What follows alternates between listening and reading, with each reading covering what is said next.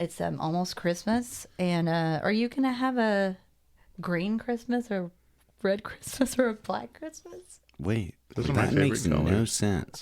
I don't know. How about I ask you a question? Okay. Emily, come over here, sit on my lap, and tell me, what do you want for Christmas? There's no Santa in this movie. Get out of this mic. Nothing that you have. Nothing. That's not the point of it. Anyway. I mean, I think I'll He's got probably a point like of give it money. for you. No. Well, I want money for Christmas. Money. Well, yeah. All right. I love Christmas. It's capitalist as fuck. All right. Well, yeah, that's Emily's shout out to Patreon this week. I want money this Katie. Christmas. Hey, Yeah. Katie. Merry Christmas, Katie. Pay her, Katie. All right. So, yeah. Hey guys, it's your favorite final girl and boy, Emily and Nick, with your favorite final babysitter, Mike. Which is slowly turning into your favorite final mom and dad, Nick and Emily, and your favorite final child, Mike. You gotta let him run wild. Coming at you with a new episode of Gag Me with a Knife, a weekly podcast where we dissect, disembowel, and shred the best and worst slasher movies. This week we'll be discussing our last Christmas movie of the year. 1974's Black Christmas, also known as Margot's on the Drink Again, the home movies of Margot Kidder. But as usual, Emily's got an original VHS, so don't answer the phone because unless you like heavy breathing. And let's hear what's on the back of this box. All right. 'Twas the night before Christmas, and all through the house a creature was stirring. The stockings were hung by the chimney with care, but it was hardly St. Nicholas, soon to be there. In the college town of Bedford, several unsuspecting people are about to receive season's greetings of terror. Black Christmas is a stark and stylish exercise in suspense that turns everyone's favorite time of year inside out. Olivia Hussey and Margot Kidder star as two among an ill-fated handful of sorority sisters celebrating the season and semester's end when an obscene phone call interrupts the festivities. The caller rings off with a death threat, which proves all too real. Is the killer a brilliant music student who has gotten one of the women pregnant? No one is for sure, and no one can stop the deadly calls preceding the attacks. Predating Halloween and Friday the 13th by several years, Black Christmas effectively laid the groundwork for the murder thrillers that would follow through its clever interplay of tension, shock, and humor.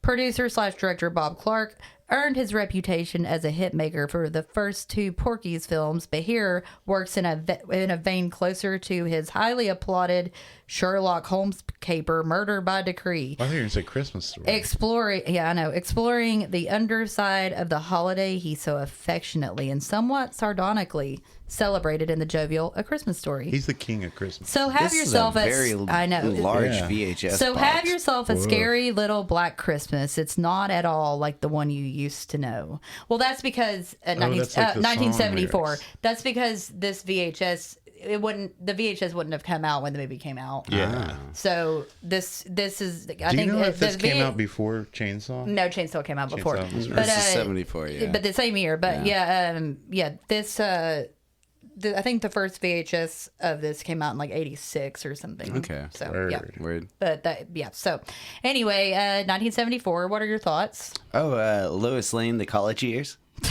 Wait, is that a Margot Kidder joke? No. Anyway, no, I liked it. I love this movie. I mean, it's not the best. It's seminal. Semen. Yeah, it's seminal. With these jokes? No. Mm-hmm. But Whisper, no, I enjoyed it. I enjoyed it a lot. I've seen it before. It's a classic. And it's a Margot Kidder junt. I like Olivia Hussey more. Jess? Yeah. Well, she's the star, but I love this movie. I Not enough Santa. It's not one of my I mean, I think it's a great movie. It's not a movie that I think has high rewatchability. You never got those weird calls from Santa when you were a kid? No. That there was just like heavy breathing and like Can you believe this kids came out crying and almost 10 years before A Christmas Story? I feel like maybe it's just the nostalgia that Christmas Story goes for, but this feels way more modern. Like this would have come out in 83, not Christmas Story. Yeah, well, You know what I mean? It's quite a lot, I guess. Also, but, the movie starts out with Margot Kidder being in a movie with like a creepy kid chorus at the beginning. She died young, right? No, she's still alive. Oh, hell Wait, no. Margot Kidder's still alive? I think she No, is. no, Maybe she's I'm thinking about she's dead now. she is? She Okay. died like a few years ago, man. But she was an alcoholic in real life. Oh, she was wild, Yeah. dude. She was like Sean Young or some shit. She died in 2018, Oh, okay. Yeah, man. At least she didn't have to see the COVID years. and she wasn't a Superman, but okay, yeah. She also had bipolar disorder. Yeah, I knew there was something up with her. She had like a very like highly publicized dude, manic once- episode, and like Kind of like in this movie. and a nervous breakdown in When like the Superman 90s, I think. Yeah. When Superman breaks your heart, dude, like it's pretty harsh. Wait, was she in the She first she's Superman Lois movie? Lane in 1, 2, and Okay. 3. Yeah. Oh, I never saw those. Well, I saw the first one when I was a kid, but No, she was in I always all thought of them, wasn't Yeah, she? she, well, 1, 2, and 3, I guess. So Superhero yeah. There's 4 of them. Well, no. Superman sucks. Yeah, the Christopher Reeve movies. Oh, she's in 2, 3, and Fall off a horse yeah, with she's that in 2, shit. 3, and 4. She's in the first movie. Yeah. She's Lois Lane Yeah, I know. in She all of plays it in all of them. Sorry. Welcome Go- to the Margot Kidder cast. Anyway, go on. Okay, so we see a nice sorority house is decorated for Christmas. Silent Night's playing in the background. There's a Christmas party going on. We already have the heavy breathing point of view killer vision. And where the camera's kind of looking through the party windows. And Barb comes down the stairs, obviously wasted, but not as wasted. We'll see her later. And she says, "Who left the goddamn front door open?" We cut back to the killer, and we see him climbing the lattice from his point of view into the attic. And then there's a call for Barb, the first of many phone calls in this movie. Barb's mom is on the phone, and they set up some kind of skiing trip. And there's creeper vision. You hear all the people downstairs, and we keep going back to creeper vision. Yeah, this peeping around, this is man. okay. Is this the first? No, it's not. Peeping Tom is Peeping the Tom, first use of the okay. first person POV. However, But that was 1960. It hadn't been used in a long however, time. this very much popularized it's used a lot more. It's used a lot in this movie, and it popularized it for people like John Carpenter to use to Well, it create. definitely is. You know, it, the more it brings a whole new level. watching this to movie this type of again, film. it's low. It's kind of low on the slashing and a little bit high on the crime procedural. However, like it really, really like proved to me that I'm right. That Always. it's a fucking that and Texas Chainsaw Massacre are the two first fucking slashers. For sure. Like Halloween is not the first slasher. Like this one more so even than Texas Chainsaw. Because Yeah. we've got the sorority, we've got the Yeah. fucking killer, we've got the phone calls, we've got the first person POV, we've got, I mean, it's all I there. know. We've got the repairing, and Margot's on the drink again. and Margot's on the drink again. Yeah. This came out before or after When a Stranger Calls? Before. Because that's also like this came out. They took the line at the end of the movie, He's in the killers in the house. the killer's in the house, that's taken from this movie. The call is coming from inside the house. When a Stranger Calls came out in the 80s, like early 80s, I think. Okay. Or maybe like late 79, 70s. something like that. Yeah, I think early Okay. 80s though, but But that's also like an urban legend, right? Maybe the urban legend it came is an from urban. this. Yeah, I mean it is an urban legend. It's in all those scary Isn't that stories what to tell this in the shit's dark. based off of? Yeah, I mean, well, somewhat, yeah. So the party ends. We see Barb picking on Claire some, and Jess gets the first 1979 call. was when a Stranger Calls, by the way.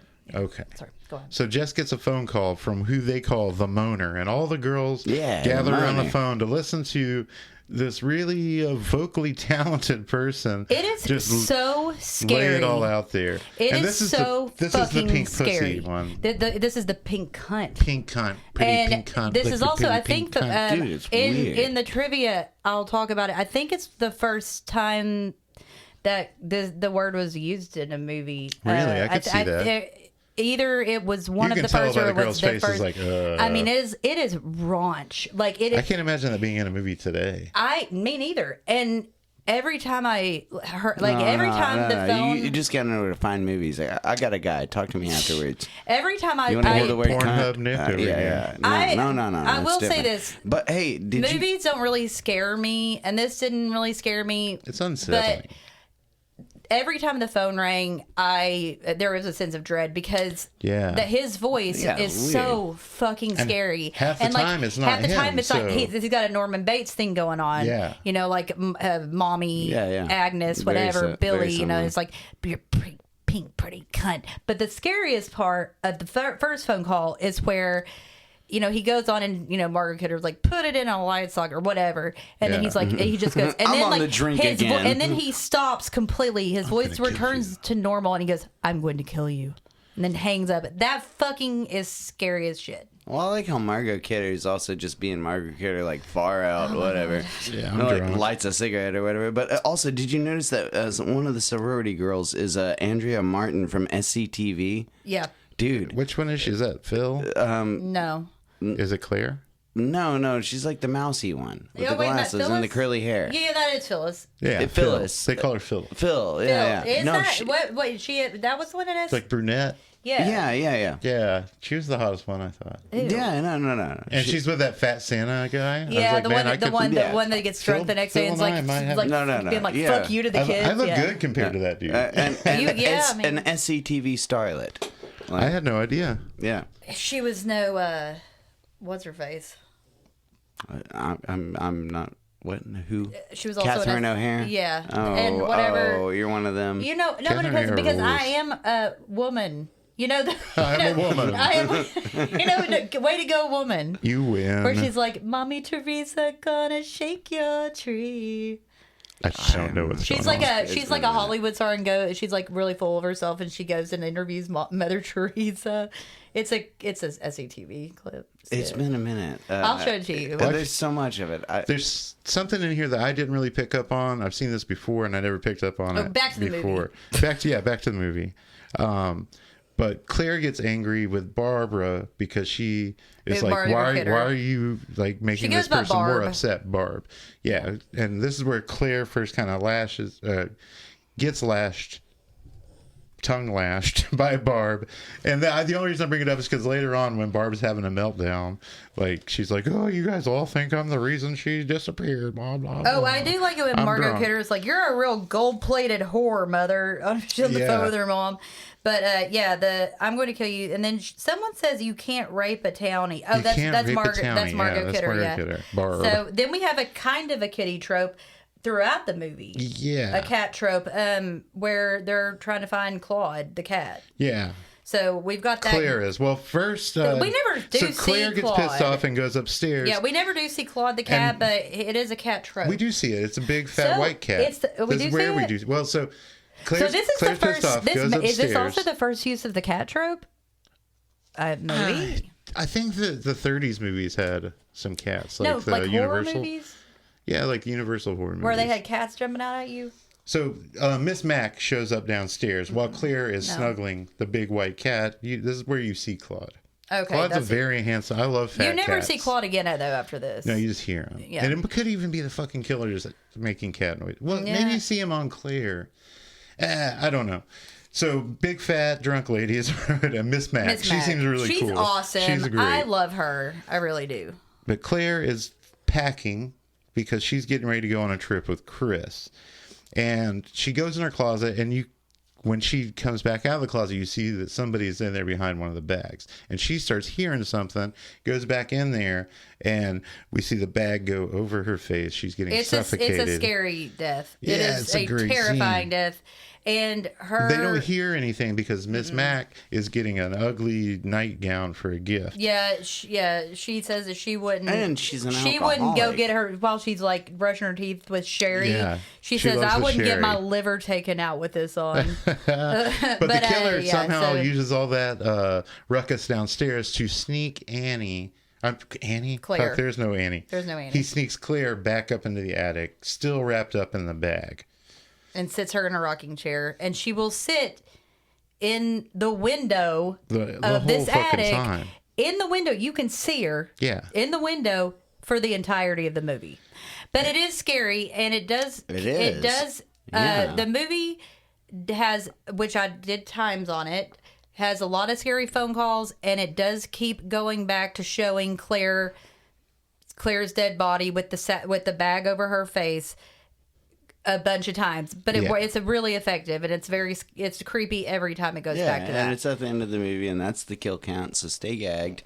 So we'll see you guys next week. Is there a count for how many bottles of sherry Miss Mac has around? Because this is where she pulls it. One in her she has a book. book cut out. She is a classic It's straight alcoholic. sherry. Oh, Dude, she's hiding sherry. I've never everywhere. had sherry. I want to try it because of this. Dude, she's like on an alcohol scavenger. She has it hunt. hidden in the toilet when she's brushing her teeth. They're all over. So, and also Peter calls Jess here. I'd like to point out Peter the calls are frightening, but only half of the calls are the killer. There's all kinds of phone calls, and you don't know what to expect. That's why I said you're always. That's why I said every time the phone rings, there's like a sense of dread because you don't know if it's going to be Billy, quote unquote, or if it's going to be somebody else. It could be Peter. It could be John Saxon. Olivia Hussey's character Jess, she gets a call She's from a cutie. Peter.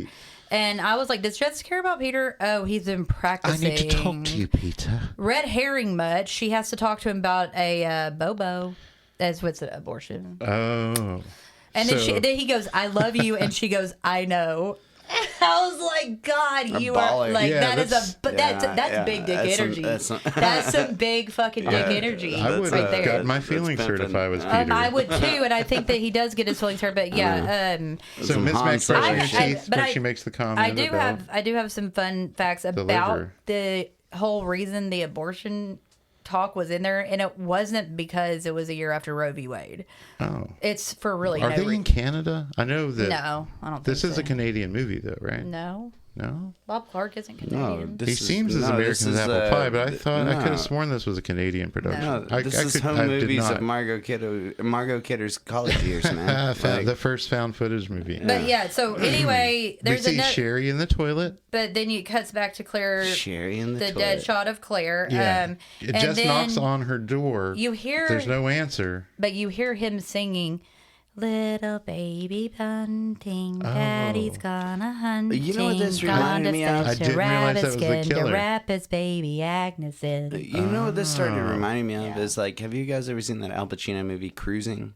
Yeah. No, I've never seen it. I watched it like 2 weeks ago. No, that movie is fucking awesome. But there's that the killer says highly that like controversial, but yeah. You're here, I'm here. Oh, and it does that shit yeah. like. Well, also. The killer changes in that movie. Yeah. But Al Pacino learns that and like says it to somebody on like I don't know. Yeah, but anyway, back to this. Yeah, but Sorry, it's creepy. It reminded me of that. That is the killer because he says to wrap his baby Agnes in because he talks about Agnes a lot on the phone when he makes phone calls. That's his mom, I'm assuming, in his little Norman Bates brain. I don't know. But then we see a cathedral. The next morning. There's a big church, a cathedral. That's a better word for it. Bell chime. We see Claire's dad, who's obviously he looks kind of old, especially because we've been looking at all these young, beautiful people. He's waiting on somebody, looking at his watch, and blam, his glasses get knocked off by a snowball. And he learns from the person that was supposed to be watching the kid that hit him with a snowball where the house is. That so Claire lives in. The Pi Kappa Sig sister. He said, oh, that's our sister's sorority. So he's in a frat. I don't know who he is. And we cut to they're doing some kind of charity event, the fraternity and the sorority. And Phil's boyfriend is dressed up as Santa, and he's like cursing these kids. He's pissed. He doesn't want to be here. God damn it! I was like, I'm Phil, you Santa, and he goes, ho ho. Phil broke plans with him so she can go skiing with Barb, and he had just found out about it because they had plans. Ho fuck. Oh, he's pissed. Yeah. Oh, dude, that shit's awesome. But then it cuts to Dad is at the sorority, and he's in one of the rooms, and I think it's his daughter's room. There's that picture of the old grandma that's like different pictures of her, and then at the end she's like flipping off the camera. They had good posters, and there's also the poster of a peace sign made with fucking people.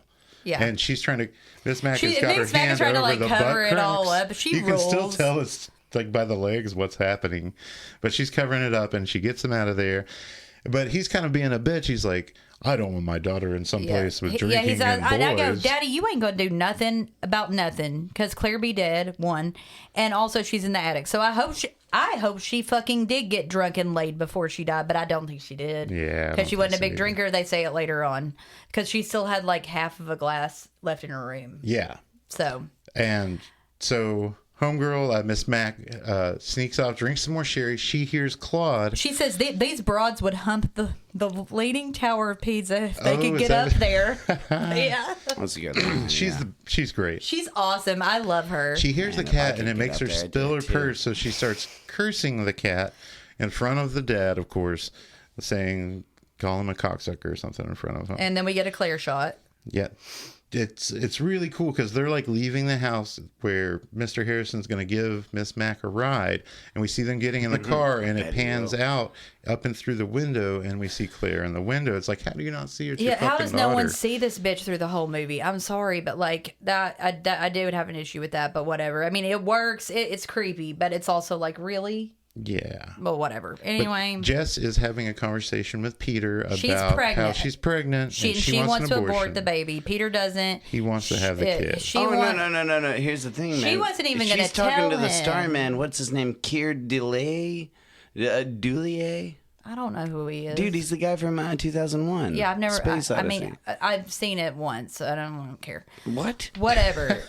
So anyway, once you start watching it, it never ends. But here's the thing. So, but is that not what she wanted to tell? That is him? what she. Yes, but why'd she tell him? I'm gonna go. So I'm gonna go. So I'm gonna go ahead and tell you the fun fact about it because So she was like, I wasn't even going to tell you, blah, blah, whatever. So this movie was 1 year after Roe v. Wade. So a lot of people thought that this was making a huge feminist statement. In fact, Bob Clark said that it wasn't meant to be. He said it was meant to be neutral, actually. He wasn't trying to be pro-choice or life, but just it was simply meant to give the characters something to do and talk about in between murders and investigations. And I was it does kind of also make you think you picked that maybe it's Peter.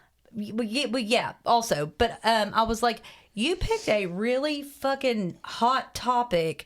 Of all the things that like you were like, we're gonna have this be like this another storyline, like okay, whatever. So it does paint him to be. I don't feel like Peter's like being unreasonable though. Well, it's not like, at this point, at some point else, he's like, a little more crass. But I mean, if you are the father of a child, I'm not saying you should be able to say, hey, you don't have, but you should be able to voice your opinion about. Sure, but he's over the top. He's very over the top about it. But he's also been studying for this big. Should have already voiced that. Yeah, so he's studying for a big piano test. Yeah, piano recital. So he's set up to be a red herring, but also this.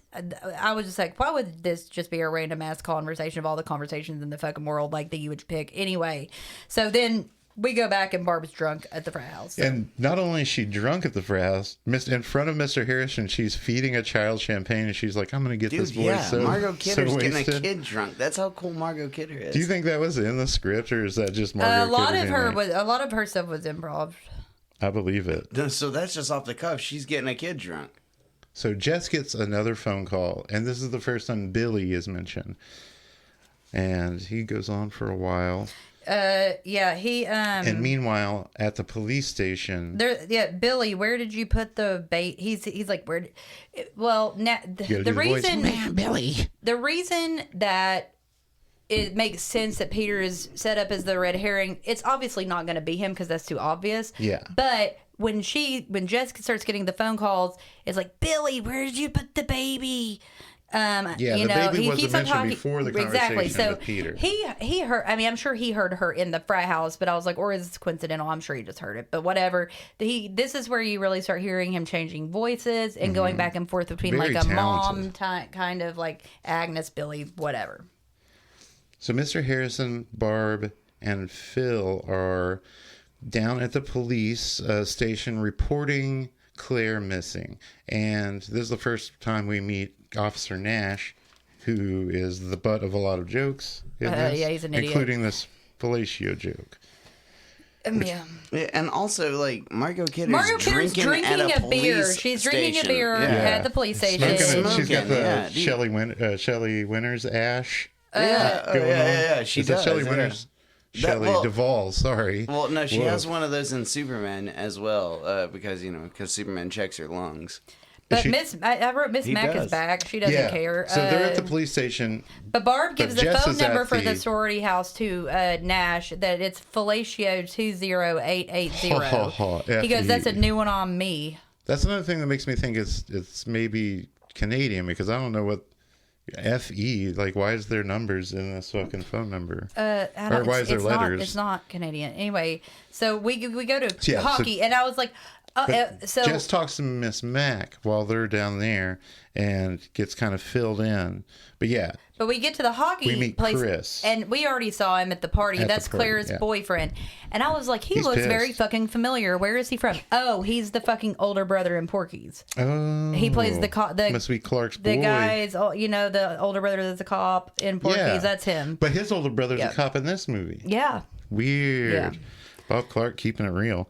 So we cut to the recital, which doesn't look like it's doing that well. I go, judging Peter is obsessed with piano. Also, just stop. Ooh. It was He's very gross. sweating. I mean, he is so disgusting. He's real sweaty. I was like, why did You talking Jess about even... the Star Child? yes, he Yeah. loves the David Star Dunn. Child. Why You did talking about Jess Kid go Glee? out with him? He's such a fucking pussy. Like, But- he's such a fucking Dude, this- wussy little Those bitch. piano teachers He's seem like real inspired, pricks, man. too. He's a fucking piece of shit. Those guys look at him like he's a fucking piece of shit while he's doing this recital. Yeah. They're just like, It reminded me of the such disgust. Paula Abdul Cold Hearted Snake video, except for they didn't Oh, I like love it by that the song. end. By the end of the video, they're like all hot and bothered. You by the end of just this. never touched the monolith. You don't know are what you it's still like. talking about this? I guess so. 2001? Oh, I can't talk about something that's not piss. So Claire's boyfriend, That was out of Chris, nowhere. he's mad and he gets to the police station, and then that's when we see Zaddy Saxon. Zaddy Daddy Productions, of course. Yeah. He knew it was There's coming. another missing girl, Janice. And when 13 he years came old. in, it was kind of like I hadn't seen this movie in a long time, and I was like, "What's up, dog?" What's Like, up, baby? yeah, What's you up? knew everyone the knew he was going to actor be or in actress? this shit, and then he waited. It was like a late entrance. He's Yeah. been in more movies than He's any other fashionably actor late. that I He can was think of in these he wasn't that in. we've covered. He wasn't there. He didn't film for very long, but the movie is very well edited to make it look No, like yeah, he's they got in- their money's worth in for the sure. movie yeah. a Yeah, lot with- more than with he the- would, with the because I think he was Zad. only there for a week to film or something like that. But he looks like he's there the whole Dude, yeah. time. No. yeah, it's good. But So, anyway, so He's then talking to this mom, and then Chris and yeah, Jess there's a mom bust of a up in there. 13-year-old girl But that's gone missing. Chris and Jess just bust in here, and he kind of stops talking to this mom. Yeah, and it it's was just free. like, And she has a 13-year-old child. I mean, like this, Yeah. Claire's life matters too. But I mean, it would make, you could say, oh, she is a college girl and she just like ran off. That makes more sense. A 13-year-old going missing, that's more concerning. yeah, for sure. Like, I mean, both of them end up being murdered, but it's whatever. But So while that's happening, Mr. Harrison is having dinner with Miss Mac, Phyllis, and Barb. and they're all drunk. But especially Barb. And she tells a story tells that's us true. but she talks about these turtles fucking for It's- 3 days. Yeah, and that's true. Zebras it is for 30 seconds. It's sea turtles. Oh, is fuck it? for 3 days? Yeah. Okay. And this is Oh, where yeah. don't turtles that's a have very like weird weird dicks thing. that are like Yeah, half their I'm body sure. or something? Yeah. I've seen some odd photos. But it is that her story was true. Is it true it's- about zebras in 30 I don't know seconds? about the zebra thing, but I think Bob Clark knows all kinds of weird shit about sex. for some reason I wrote Barb. true It about isn't me your in fault, 30 baby. Well, seconds. Barb starts Barb going thinks crazy. it's her fault that Claire is missing. She's wasted because she was picking on her in that one scene Yeah. about the phone call. And in front of Homegirl's dad, she's just like, oh, you bet you all think it's my fault. And then we cut to Peter just fucking laying waste to the piano. I guess he didn't do well on Yeah. his test. Yeah. And then Chris and Jess show up with news of the search. And I said, so oh everybody, no. Barb goes to bed. I said, oh no, crime procedural. They get Barb to bed. Miss Mac is like, when they're on their way out the door for the search, Miss Mac is like, I might go to my sister's, so if you don't see me when I get back, see you after Christmas break. She's got a cab that's on its way to pick her up. And, you know, the search is for Janice, but at least Jess thinks that they're also searching for Claire. I guess the cops tell them, like, oh, we'll search for Claire while we're searching for this 13-year-old kid. Their intent was to do that. So they leave and we see somebody lurking out of the house, outside of the house. It's Peter. You can't really tell it's Peter, but it's definitely Peter. And Miss Mac, guess what she's doing? She's drinking sherry and looking for Claude. Well, she thinks she hears Claude, the cat. Well, she does, and it does show the cat on Claire in the rocking chair at this point. And Miss Mac has ordered a taxi. It shows up, starts honking. She starts hearing Claude, though. She's like, I'm going to find my cat before I leave. Because she's been looking for him the whole fucking movie. She's like, if he's up in the attic, then he's going to be stuck up in the attic, and I've got to get him out of the attic. So this takes a minute, but it really builds suspense well. She climbs up the stairs. She ends up seeing Claire. And the killer's like watching her see Claire. Wait, Miss Mac's looking for the cat? Yeah, Miss Mac's in the attic. Does she have a bottle of liquor hidden in the cat? I mean, maybe it's a big cat. You could fit a bottle of sherry in there. Okay. So she sees Claire and she kind of looks around. And as soon as she looks around to where the killer is, he throws this hook that's attached to a pulley at her, so I guess it hooks her in the face, and then she get over here. Yeah, it is totally like. Whoopsie. I didn't think about it, but it's a total Mortal Kombat move. I got some hookers and some and he pulls her right up. He pulls her right up in the attic. And the taxi driver is banging on the door. I said, guess he didn't need that. She didn't need that cab after all. Fatality. I bet and then Billy's killing like. It does cut to Billy going cray with that rocking chair. I wrote breaks. I wrote him as mad. I wrote him as rocking chair scene, man. It's almost like he wanted the taxi driver to fucking catch him because the taxi driver pulls off after knocking on the door, and he's just like taxi drivers always pull off whenever you're taking a ride with them, dude. He's smashing everything. Have you ever seen Taxi Driver? Yeah, dude. He's pulling off the whole time. Oh God. Okay, but he's mad. He seems very mad. And he's like, is he mad because he didn't get caught? I don't know, but he's rocking that rocking chair like that Claire's in. Him's is mad. I don't know. So Phil, it cuts Jess, to Chris, them finding and Janice. Mr. Harrison are fucking standing at the hobo fire. Whenever I see a hobo fire, I have to take a note of a hobo fire. No, dude, roast some marshmallow. Get down with some hobos. We see it reminded me of Halloween. The way he kind of has Claire and Miss Mac like arranged up in the attic, which I think John Carpenter might have taken for Halloween. I definitely think he did. Which those Halloween movies would be better if Michael Myers had stayed an interior decorator. But they find Janice, and that's why he's always tilting his head. He's like, I don't know. I don't know the feng shui in this room. Maybe I should have done How does this dead body look Let me here? get my sister. Let me get my sister's tombstone. That'll really make that's the room. it. This room will pop. A tombstone. It'll really pop. That's how and if we all were sheets, oh my God. That's Michael Myers like, oh my God, I know what this room needs. Me with a sheet on my head, and I need a tombstone to put behind this dead body, and I'll hang this one up. And eventually we'll get Paul Rudd. Oh my God. So they find Janice, and there's this really cool thing when Janice's mom sees Janice. You can tell she's about to. On too. She's going to scream, and it cuts to a phone ringing. I thought that was a really nice little cut. You like phones? And so Jess gets a nasty call, and this is Billy. You like phones? Okay.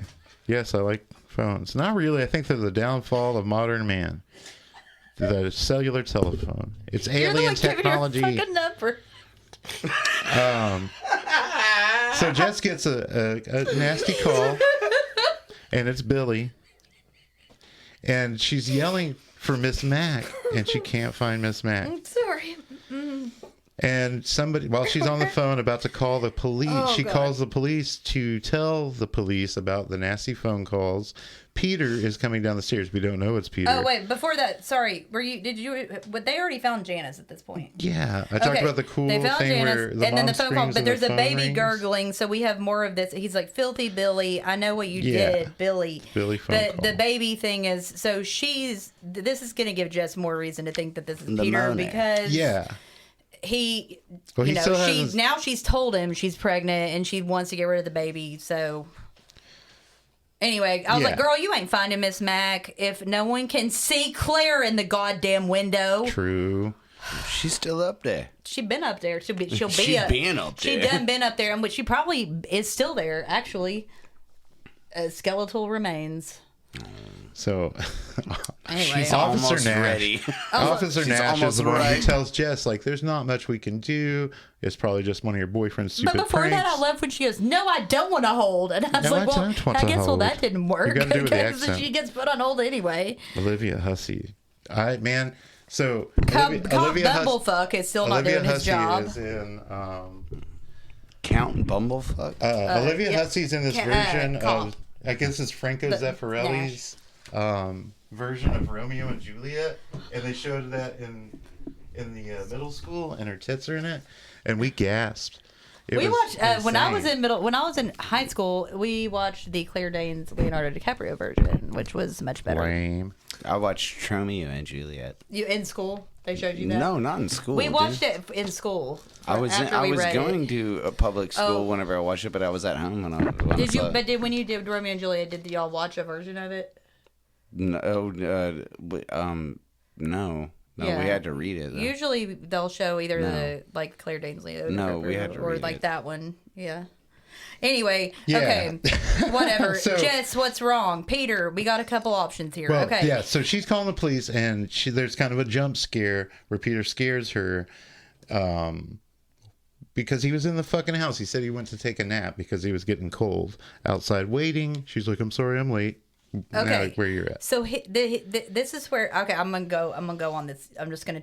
We're talking about their conversation, I'm gonna right? talk about real quick. So he goes, Jess, what's wrong? And I was like, Peter, we have a couple options. Okay, one, it could be Claire because she's worried about Claire. Yeah. 2, it could be the fact that she's about to get an abortion. 3, a little girl was just found murdered in the park. Check. Pick one. I don't know. Now is and then Well, he failed his recital, then Emily. he failed his I know recital. because he And whatever. 4, it's Tuesday. Now, but at this point, I was like, now is not the time to do what you're about to do, which is when he says we're gonna get married, and I was like, okay, Olivia Hussey, Married. I you're really like getting her reasoning. I was like, she was very clear that she's getting an abortion. She says, I don't want to marry you. You go, girl. And he goes, what about the baby? And I'm like, I think she's been pretty fucking clear Yeah. what she's gonna do Yeah, with you the need to- fucking you need to baby. step off that shit. So stop. So this is when he says that you're just going to cut it off like a wart, which is later said on the next goddamn. phone call, and that kind of So alerts then it her. cuts back to cop bumblefuck Nash. Yeah, And, so Nash yeah. mentions the address, and Mr. Harrison notices, like, hey, they're talking about y'all's house, and so they go get Saxon's telling Saxon. Nash that he's doing a bad job, basically. Yeah. And I'm like, Nash, you need to listen to him because he's your Lieutenant A, and he's trying to tell you that you're doing. And this is where the fellatio joke comes then back in. he's like, because at They first I was like, laugh a why are they lot. laughing? And I was like, oh, it's about the fellatio number. And I was like, God, Sergeant Nash is a fucking idiot. And he goes, I don't know. I can't remember what Saxon's name is in the movie.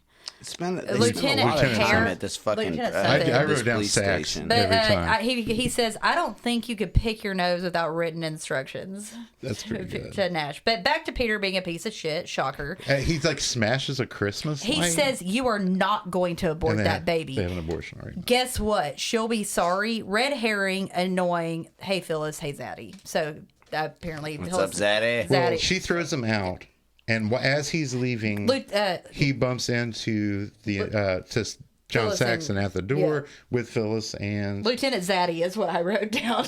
that's his yeah. name. Yeah. And Saxon Zaddy gives Daddy him. They're with Productions. lineman. You can tell Saxon's like, it's that motherfucker. Yeah. And you can tell that Saxon knows he's being a zaddy daddy. Mm-hmm. He knows. That's And all he knows. also seems like a pretty good cop, honestly. Like Yeah, like a he good cares. detective. Like Oh, yeah. Unless like- you're that little girl's mother that he just blows off because Olivia Hussey shows But this is where lineman Graham He's a comes better into the cop movie. than he is a dad. Because in he Nightmare on brings Elm up. Is he Street. the phone man? Lieutenant brings in lineman Graham. Is that the name of the actor or the name? No, of that's the... his name. He's his name, like I guess his last name's Graham, but he's called a lineman because because he he's a does phone the phone line stuff. man. Yeah. Okay. So he's setting the phone up so like they can Roofer tap. John. This there's- is our guy on the inside, Plumber right? Dave. Oh, yeah. So they're setting We up got the a guy on phone. the inside. Lineman Graham setting up the phone in the house. They search Claire's room. So they can tap the phone. And this is where it comes up that there's another phone in the house, like, but it hasn't been Miss used. Mac. It's like Geek Squad. Miss Mac had her own line. And I was like, oh, there's another phone line. Miss Mac has a different line, but no phone calls. There have been no phone calls to that line. Wonder if that'll come into play. So then Peter's sulking outside. Phyllis at this point is losing Phyllis it. loses She's like, I just know Claire's dead. I was like, okay, that was out of nowhere. Once they found that little girl, I mean, Phyllis is like punches and bunches. Then she talks about how she's like, I'm just tired from all these cold pills. So I started thinking, hey Phyllis, what are these cold pills that she's you robo-tripping, dude? That you're she's a D. I'm asking. I wrote Phyllis, what are these cold pills that knock you out? Asking for a friend. It's Quaaludes, dude. I was like, it's got to be Quaaludes. Yeah, dude. So $300 if you find us a Quaalude. Right after that, you get this really cool shot. Yeah. You get a really, really cool shot. Mike's now trying to buy drugs. Okay. I was just kidding. Okay, so after that, call me. You get a really cool zoom in. You already have my number. You already have my address. You can the mail phone, me you get a really cool zoom in shot on the phone, and then it cuts to Lineman Graham. Mm-hmm. But I thought that shot was really cool, where it just like zooms like in really like hard and fast onto the. And then it goes to the killer rocking hard Claire and fast. The lieutenant and the lieutenant's getting really stupid phone calls about like it's the normal Law and Order SVU. If you put anything on the news, you're gonna get all these crazy people gonna call in tips that are stupid and whatever crime procedural bullshit. Now it cuts to Claire again, but now she has a dolly in her arms. Yeah, very she's cute. Getting rocked like a little granny. And then it shows the old school form of tapping phones, which we see a couple times in this movie. So then we see Barbara freaking the fuck out. Jess is tending to her because she's having a nightmare. She's having a nightmare about what's actually happening. Before that, you see the first person POV edited with Jess sitting next to the phone. I thought that was really cool. Oh, yeah. Like Jess is sitting next to the phone, but it's from like a first person POV of the killer. Which I thought was cool. So Barb, she's nightmaring. Yeah, I feel like anytime you see that down, like looking downstairs, that's the killer spying. Yeah. Right? But I do love when in movies randomly a character will have asthma out of nowhere. Because I didn't notice that it was an asthma attack until she says this happens a lot. Like it does happen in movies. So Barb is having a nightmare. Jess runs in. Barb wakes up and she's having an asthma attack. So. But the nightmare is that a stranger's coming in her room. So that's probably fucking happening. I was like, probably a stranger was coming in your room, Barb. You're just drunk.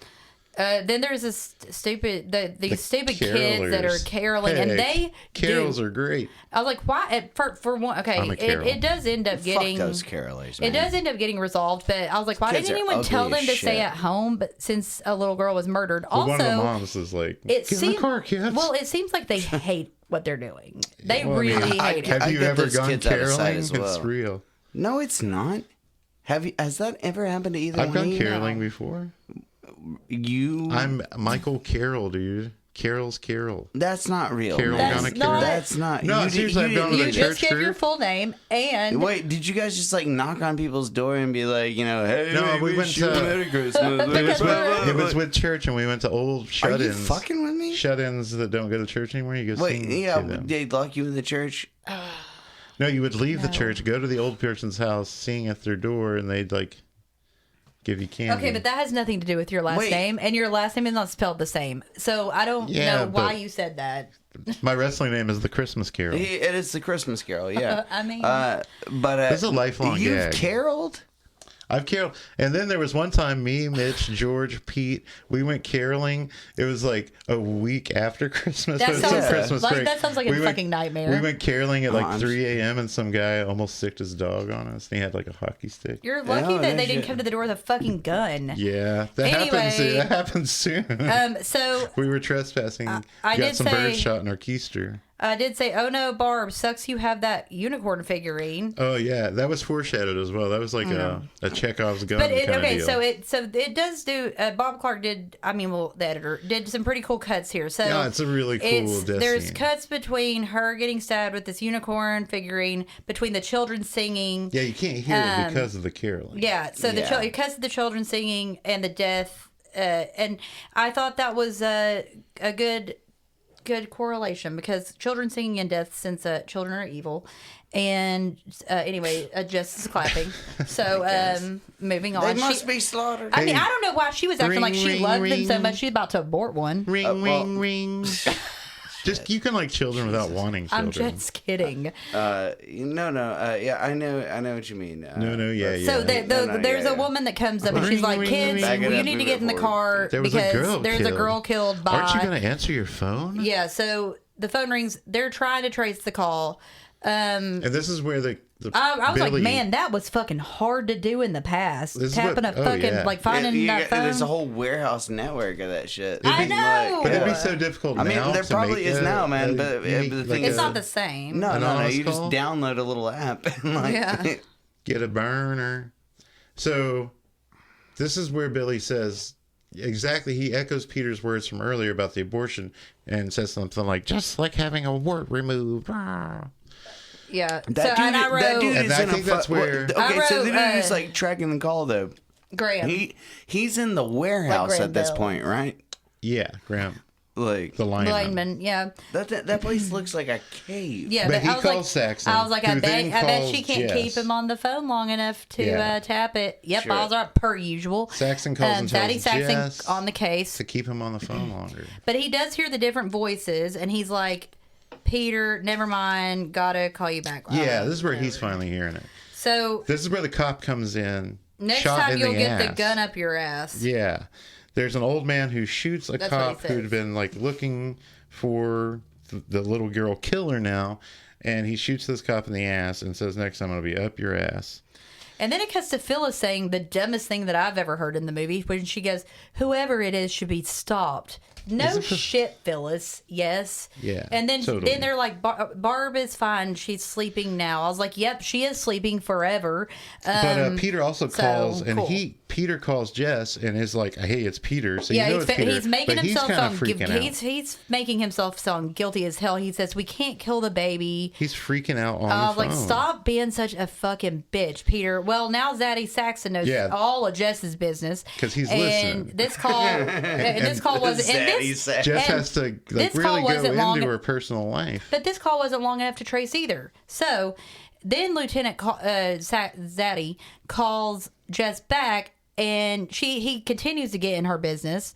And he's like, "What's the deal? Tell me about that Yeah, baby he makes her issue." say And then he says, she's pregnant. It's like- "BT Dubs, that call wasn't long enough either." So And he starts coordinating a house-to-house search BT here, Dubs. which brings some search party guys to their house, and they make a joke about how they'd rather be with the killer than with those dorks that showed up. Those guys look Canadian. well, and she Two Canadians show up. It's Also, like Strange Brew. Jess does tell Zaddy, Well, Lieutenant there's an Zaddy. SCTV She's- alumni on there. She says that Before she was on. Peter's harmless. He's an artist, so he's very high strung. Okay. Anyway, That means he So, couldn't hurt a fly, right? Peter was in the house when she got the call, so therefore he's ruled out at that time. Mm-hmm. So keep him on the phone, Jess. Jess needs Jess at this point needs 2 aspirins. But I was Saxon like, also I would need a tells lot more Nash than that. that he wants to look into Peter. The search you're talking about the search party guys, and Yeah. they're like, they're weird, and they're goobs. like, They're total goobers. I was like, he goes, don't be afraid if another search party comes by. Oh well, at least a good laugh for Phyllis and Jess. Yeah. But then there's an attic shot. they're Dun that dun lame. dun. But this is where Saxon and Nash have a conversation where he wants Nash to find out what he can about Peter because Saxon thinks it is Peter. Yeah. Because he thinks he's cute. Yeah, and Phyllis at this She's time gotta- is also I'm going to gonna check go. on what you can Barb. about Phyllis wants to go check on Barb, and I was like, Phyllis, don't go check on Barb. I think she just died. Because she does die. It does. But It's she off like screen, opens but the door yeah, and yeah. checks on her, and she gets like pulled Pulled in, like the yeah. door is shut, and she's like locked in there. So with the then we get killer. another phone call. Will she keep him on the phone long enough this time? Yeah, she will. Finally. But They so know Saxon where also Billy sees is, but we don't. Where is he? Good thing they have Graham. There's a trace. The calls are coming from inside the house. That's when he tells Nash to. But Saxon still thinks it's Peter because at some point while this is before, maybe There's a cop outside also, by the way. There's a cop that's sitting outside. But he finds they Peter's don't realize, demolished piano. So he still thinks, hey, this is fucking Peter. Yes, but they also think there's a cop that's watching the house. The cop has been killed, Officer Jennings. And she's already started trying to find Phil just by calling for her. Like calling upstairs, Phil, and there's never any answer. So in the background, Phil's Lieutenant Zaddy sends, I was like, send Nash. Yeah, that's a good fucking idea. He says, if you blow this, I'll kill you. Then there's a phone call. Will she answer? Yeah, it is Nash. He said, don't ask any questions. Put the phone on the hook. Leave the house. The caller's in the house. The calls are coming from the house. And basically, she's like, I need to get Barb and Phil. We skipped over the cop with his throat cut. No, I said that. I said that. I said that. You did say the cop outside. Yeah, the cop is dead, but we don't know when he died. She's like, I need to get Barb and Phil, and he's like, don't. Like, don't. You need to leave. And she doesn't listen. And she doesn't listen. Well, Nash blows it because Phil Saxon made sure to tell Nash, like, don't tell her the fucking killer's there. But then we see a cool zoom in, and he says, this is kind of you and me. There's it's like, don't go up there, don't go up there, don't go upstairs. She ain't listening. She grabs the fire poker. Jess, don't be a hero, please. But she's cool. And I said, this is at the moment that I said, is she a foreign exchange student? She sounds British, though. Wait, who?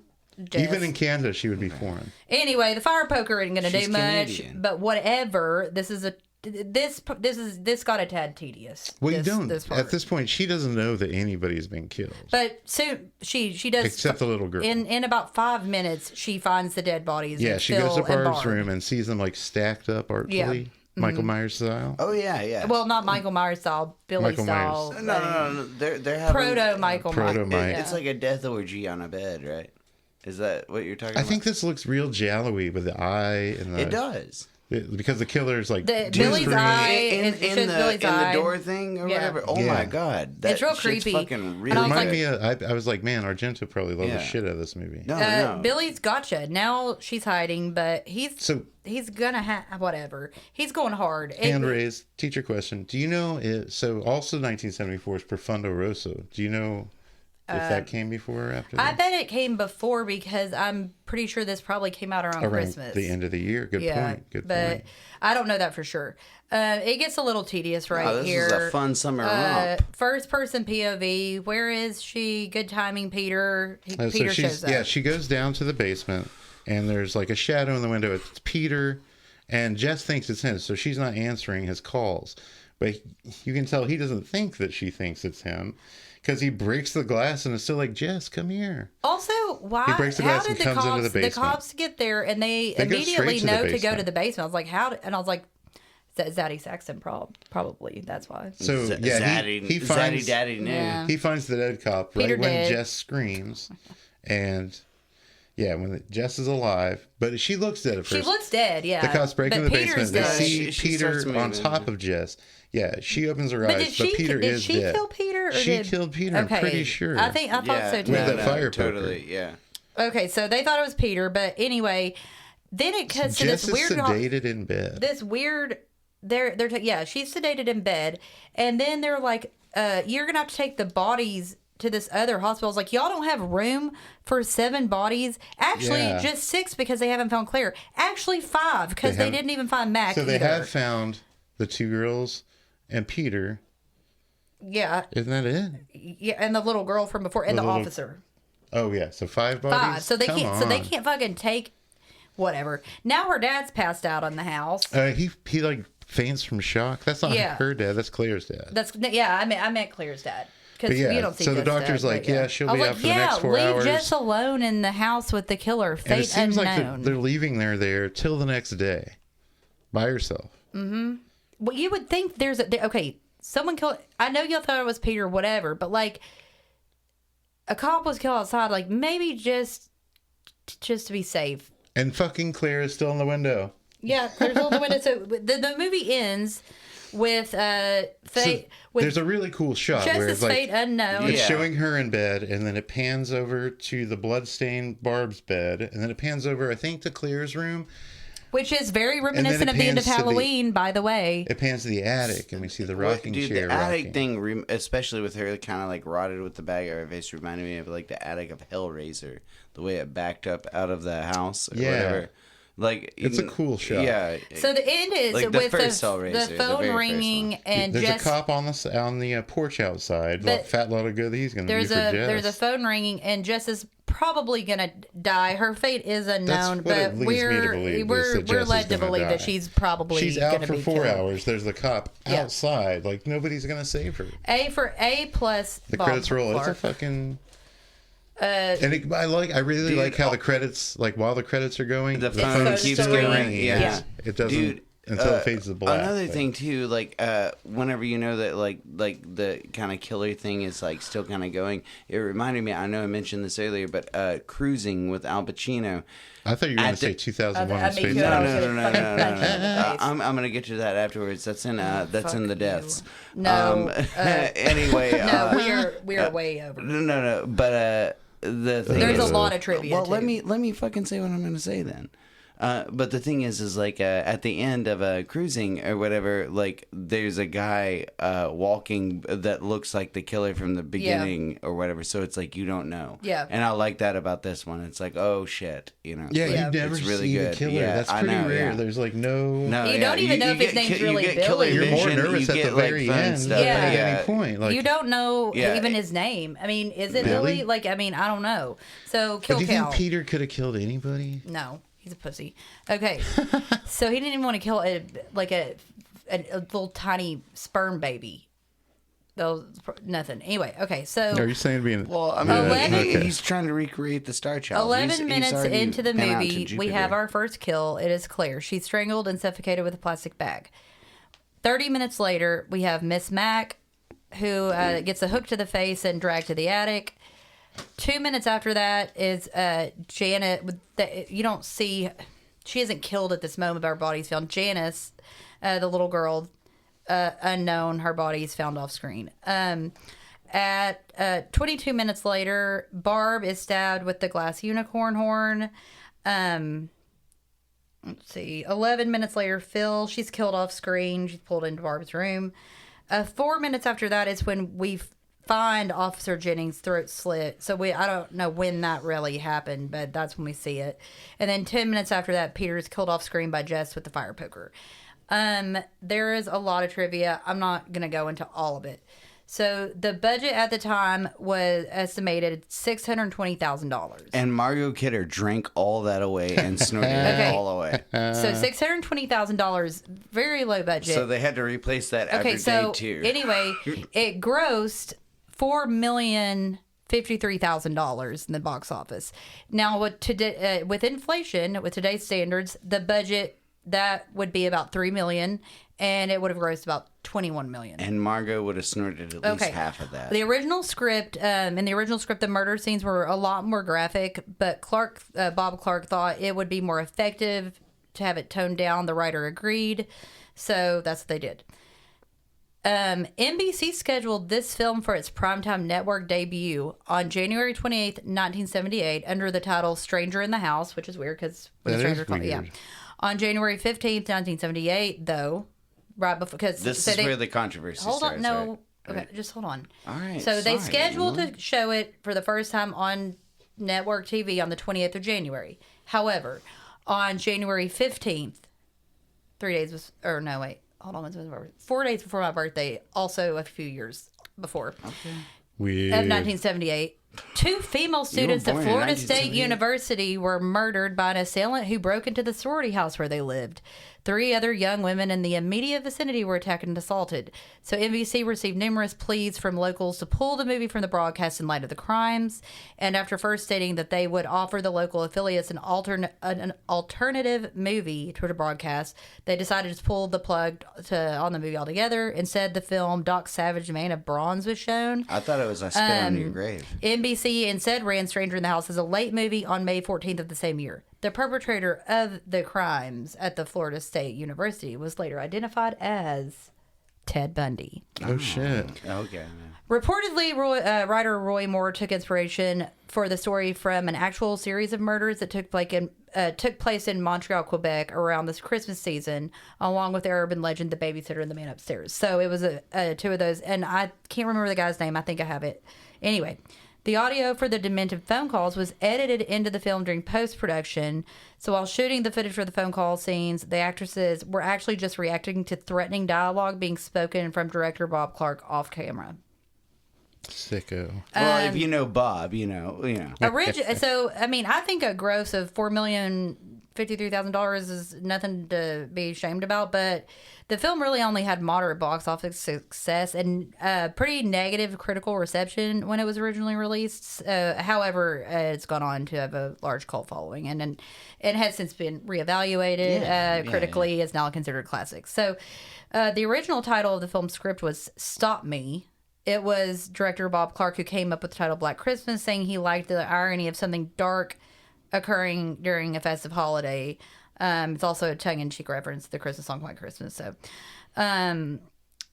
despite its ominous themes and plot, Olivia Hussey reassured that the set was very light and happy between takes, stating everyone got along with each other. She did, however, admit that Margot Kidder was rather distant from the cast and crew. Oh, yeah. She was on some other trip. So, Keir Dullea, the guy that played Peter. Yeah. He worked only for a week. Starman. He's the one that only worked for a week on the film. Never meeting Margot Kidder, Lynn Griffin, Art Hindle, or Marion Waldman, and barely meeting John Saxon and Andrea Martin. But the film is carefully edited in such a way that he appears to be present throughout the movie. I was wrong. It was not John Saxon. Yeah. Same thing with, even Saxon and him. It works. They edited them in, like, I don't know. Minimal vulgarity from the phone calls was initially scripted. Director Bob Clark read out rather tame dialogue for the actors to react to. However, stronger coarse language was later looped in. The sorority house scene in the film was not a set constructed for the film, but an actual house that had to be rented for the film's production. Some scenes in the script had to be rewritten to accommodate the house's foundation. It still stands to this day as a popular tourist attraction, so you can go find it. Upon its initial release in the U.S., the film's title was changed to Silent Night, Evil Night because American distributors feared the title Black Christmas might cause the film to be mistaken for a blaxploitation flick. However, the film didn't do well under the new title. It was changed back to Black Christmas, under which it was more of a success. So, star Margot Kidder admitted in an interview that she never thought the film would become a hit and was surprised to learn to gain such a large following, whatever. Thought she was drunk the whole time. Yeah, how would she have known? Too busy hitting on that cop. During an interview with director Bob Clark, Clark said Olivia Hussey's decision to take the role of Jess was based upon advice given to her by a psychic. According to Clark, Hussey said her psychic believed the film would be successful and a wise career choice for her. Nice. So, yeah. Composer Carl Zitterer, I don't know how to say his name. He said that he created the bizarre music score for the film by tying forks, combs, and knives to the strings of his piano so the sound would warp as he struck the keys. He also said he would distort the sound further by recording audio tape while putting pressure on the reels of the machine to make it turn slower. Okay, so here's more about the inspiration for the writer that wrote the movie. Inspired by some real-life murders that occurred in Montreal, Quebec. I'm trying to find... Okay, this is most likely... They didn't say for sure, but it is most likely based on Canadian serial killer Wayne Bowden, who killed 3 women in Montreal between October 1969 and January 1970. This is totally a Canadian movie. His 4th known victim was murdered in Calgary, Alberta in May of 1971. He was known as the Vampire Rapist. This film holds the honor of being the first seasonal slasher film, a horror movie taking place during a holiday, Really? in horror movie really? history, and would later be followed by Halloween, Friday the 13th, Prom Night, Mother's Day, Graduation Day, My Bloody Valentine, Silent Night, Deadly Night, April Fool's Day. No way. And slashers are just horror movies. You said horror movie history? It's seasonal slasher film. Slasher. Wait a minute. There's got to be some Bela Lugosi, something like figure it out. Christmas and let in us know next time. Pennsylvania. Yeah. Wait, what about it holds Santa the Claus honor of being the first seasonal slasher. Horror slasher. Okay, seasonal slasher. According to Bob Clark, Margot Kidder insisted on drinking real alcohol for the various scenes. I thought where Bob Texas Chainsaw wasn't Massacre was a drinking. fucking Can we do Memorial Day another movie. take, boy? What? I thought Texas Chainsaw Massacre was a Memorial Day movie. No. They say it in there, No, don't it they? is- no, Yeah, they do. it's- They talk about it's it all August the time. 19th. That's the only thing Leatherface No, I'm sorry, says. no, He it- says Happy Memorial Day. You've never seen the Are you crazy? It happens on my dad's That's what he birthday. says. And no, I think it's Nick like You gotta play it backwards. no, it's like August 17th, I think, because it's You're like very close to my beer. dad's birthday, which is the Okay. 19th. So, All right. legend has it that this was Elvis Presley's favorite horror movie. Cool. And his tradition was to Far out, watch it every King. Christmas. Further rumors say that his family kept their tradition alive and watched it in its memory.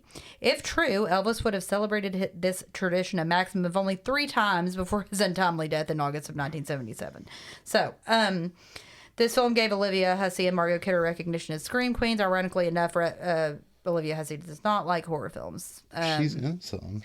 A novelization of the film, written by Lee Hayes, was published in 1976, which offered more insight into the characters and more plot development. The book is rare, however, and it's since got out of print. So, I would actually like to read that, though. I think it'd be interesting probably, to like if he went into Billy more, So or what happens at the Wait, end. Or who the the killer book is? was first. It wasn't a novelization. They wrote it after. Oh, Someone it's wrote a it. It was a novelization. That's yeah. cool. Hell yeah. The role I of like that Lieutenant shit. Fuller, that's Zaddy, was originally Daddy. supposed to be played by Edmund O'Brien, but due to failing health from Alzheimer's, he had to be replaced. John Yeah, Saxon. fuck out of here with your failing health. John Saxon was brought in at the last minute when a space in his schedule opened up. They're So- like, "Are you healthy?" And he's like, "Yeah, I'm Okay, good." so here's the voices. According to Bob Clark, there were 3 voices used for Billy's frightening phone calls, including actor Nick Mansuko. Well, according to Father Marin, An there's only one. unnamed actress and himself. So it was Bob. Okay, it was it Bob was Clark, more than one. Nick Mansuko, and an unnamed actress. During a fan expo panel in 2014, Nick Mansuko said that the actress was probably Anne Sweeney, though he wasn't entirely sure as the film came out 40 years prior and he couldn't remember. So, Yeah. the role of Peter was originally offered to Malcolm McDowell, but he turned it down. Oh shit! Yeah. He turned it down, and it was a decision he regrets to this day when he saw the massive success of the film and its classic horror film status. Bob Clark, the director, said the phone call scenes were filmed before they recorded the profane dialogue. He said he wanted the girls' reaction to be kind of like low-key and numb. So he didn't want to overwhelm them with the shock value, like the shock dialogue. So that's why he edited in later. So, anyway. A strict rule that Clark had set for himself when it came to writing the female characters was to never objectify them sexually or give them nude scenes. He wanted the college girls to come off as real people and not disposable horror characters waiting to die. During the hold on. The film setting of Bedford is an intentional homage to another classic Christmas film called It's a Wonderful Life. One of the main reasons that Keir Delay. Yeah. Delay. Agreed to do this film was because it was being shot Delay. near where his Digital parents delay. lived and he wanted to go visit them. In Canada. So that's no. No, this is a Canadian movie. Okay, an early example of a largely mainstream film containing the word cunt. This was cut out for its UK release. Oh, so they don't want to get put on the nasties. Yeah. This is awesome. Gilda Radner was offered the role of Phyllis Carlson. Oh shit! And She then was that went- attached, but Dude, dropped out 1 that's month before wild. filming, owing to Saturday Night Live commitments. No shit. Yeah. That's fucking awesome. And that's the lady wild. that was replaced by freaking SCTV. Andrea Martin fucking got it, and she was on SCTV and all that shit. Like she's Yeah. been in all kinds She's also of in stuff. Cannibal Girls. The film was She's in Hedwig and the Angry Inch as Oh, the yeah. manager. She's in all kinds of stuff. Your Okay, biopic. yeah. So the film was shot in 40 days. The role of Miss Mac was offered to Betty Davis, who turned it down. Oh shit, that'd have been cool. She would later work with Olivia Hussey on Death on the Nile, though reportedly they did not get along. So, when the house was originally rented for the film production, it had been occupied in poor shape, old wallpaper, blah blah blah. They had to go and redo it. There are books about this movie. Yeah. Billy's erratic phone calls made after each murder seems almost eerily similar to, this is true, serial killer Paul Michael Stefani's actions. He's known as the weepy voice killer. He would call after he killed people and be like, "Oh, you've got to stop me, I can't." It reminds me of Manhattan Ripper, the Donald Duck. Well, you voice should watch killer? it. You should watch a documentary on the weepy voice killer. He is fucking scary. In order to get the proper creepy and raspy voice for Billy, actor Nick Mansuko had to stand on his head to compress the thorax in his neck. He had to stand on his head and smell sardines. Barbara Cord was intended to be a bisexual woman, as seen when she is talking about her past boyfriends and looking at Playboy magazines. That's Margot. Yeah. She is looking at a naked woman when she loses her shit in front of Mr. Harrison. Yeah. The entire cast is Canadian, except for Keira Dullea, John Saxon, and Olivia Hussey. Yeah, Bob the Clark's an former American guy, but he worked a lot in the 70s and 80s. It's in part of the Canada. trivia that Margot Kidder said that she had to have at least 8 vodkas a day just to perform, but Yeah, everybody else she in already the said that production crew was she, like, that's not true. That was used just real her. alcohol. Yeah. It was a composer, Carl Zittrer, who contacted star John Saxon, who he met on a previous film about filling in for the role of Lieutenant Fuller. And I don't know who the guy is that was supposed to go to, but I guess he's a big deal. Bob Clark in a Q&A said he had no inspiration for the film's concept and that it was completely original idea for him and Roy Moore. The only thing that inspired him was the actual series of murders that occurred in Montreal. Wait a minute. These guys invented Christmas? Yeah. No, they invented like the sorority house massacre. Yeah. Oh. The original script was over 166 pages long before Bob Clark came in to do some rewrites. The unaltered script if filmed could have easily produced a near 3-hour film. The script was used for the basis of the long out-of-print novelization. So we I'll keep got an eye a out lot for more. you at the bookstore. I think that would be so cool, though. I mean, never seen we'll it, never but- fucking find it. I'm sure it's like thousands of dollars. Margot Kidder and Andrea Martin became close friends on the set. It was financially successful in Canada, becoming the third highest-grossing Canadian film of all time in 1974 with a gross of $4 million, behind The Apprenticeship of Duddy Kravitz and the French-language Dieu Femmes. That's a lot of money, It eh? was kind of like an American Giallo, like, sort of. Yeah. Like, Canadian. Canadian. I guess Giallo? Canadian. well, sort of, like, this side of the pond. Marion Like, Waldman would only do one more film after this one, Phobia, before her untimely death in that's 1985 Miss at the age of Mac. 60. She was in Yeah. Deranged. She was really good in yeah, that. I like that movie. So the scene where Chris plays hockey was filmed in a real university in Toronto. He had experience with it. I like the way the hockey extras mask, were the the goalie mask actual- looked yeah. really cool. Oh, yeah, it was all painted up and shit. Yeah. I just have a couple notes about some of that other horror movies these actors were in. I mean, this has been like an hour and 10 minutes. So. Well, Do you it just up. went into every little detail about the production. Olivia Hussey was in It, Psycho 4, and Ice Cream Man with Clint Howard. Margot Kidder was also in famous for the Amityville Horror and Sisters by Brian De Palma. Are you forgetting something else? I don't care about Superman. Claire was Fuck in. you, dude. Claire was in Strange Brew. They're going to the SCTV thing again. Hid Curtains. Yeah. Phil was in SCTV and Cannibal Girls. Miss Mac, like I just said, was in Deranged. The guy that played Graham, the lineman, he was really one of another Canadian guy, David Cronenberg's guys. He was in The Fly, Videodrome, and Dead Zone. And the guy that played Nash, the shitty cop, was the coach in Porky's. Yeah. And he was in the remember, Twilight Zone Dude, movie. okay, So, so, okay, no. also- Before this, you're talking shit about Superman, okay? So I the tagline didn't for that mention shit every was movie the these tagline people for were that in. shit Superman was "You will believe a man can fly." Margot Kidder, since 1974, has been teaching anyone if you believe in drugs, you can fly too. Okay, there were several attempts Love over you, the Margot years to Kidder. produce. I love Margot Kidder. A sequel for the film. After the failure There's of been so many remakes, right? I think two. Two. After the failure of the remake, Bob Clark began to work on the sequel before he tragically passed away in a car crash due to a drunk driver in 2007. Oh yeah, he made Porky's and Christmas Story. In all of these If we didn't attempts, mention. Olivia Hussey and John Saxon were to reprise the roles of Jess and Lieutenant Fuller, Cool. respectively. So They were Jess gonna do was it? supposed to survive. Yeah. He said in an interview that he couldn't recall whose eye was shit. used to make I thought she did survive. I mean, that's Well, what it's- it's- she's not I dead. know You it's don't know. open-ended, but like, The killer's in the house. She's I know. passed out for 4 so hours. Bob She Clark was gonna stated die. in an interview that he couldn't recall whose eye was used for the famous shock scene where Jesse sees Billy staring at her from behind the door. that's But creepy. it was possibly Albert J. Dunk, the camera operator, who played Billy during some of the murder scenes. It's never been confirmed. Billy is mainly embodied by that guy, but who not only did the POV shots, but played him. Warner Brothers initially insisted on a more conclusive ending, but Bob Clark was determined to keep it unclear. That decision has largely played into the cult status of the movie. I wish more movies ended like that. Yeah. Actress Lynn Griffin revealed that for the scenes where she's wrapped in the plastic bag, she would rip a hole in the bag, stuffing the opening into her mouth, and poke nose holes in the bag with a pencil so she could breathe. Being a swimmer also helped her because she could hold her breath. I bet it sucked to be in that fucking bag. After seeing the ending of the film, studio executives asked Bob Clark to change the ending. The proposed idea was to have the cops leave Jess alone with Chris, Claire's boyfriend. She wakes up and says, "Agnes, don't tell them what we did." Then he kills her. Clark refused and kept. Wait, would that mean that she was the killer? Yeah, I guess. That'd have been crazy. Yeah.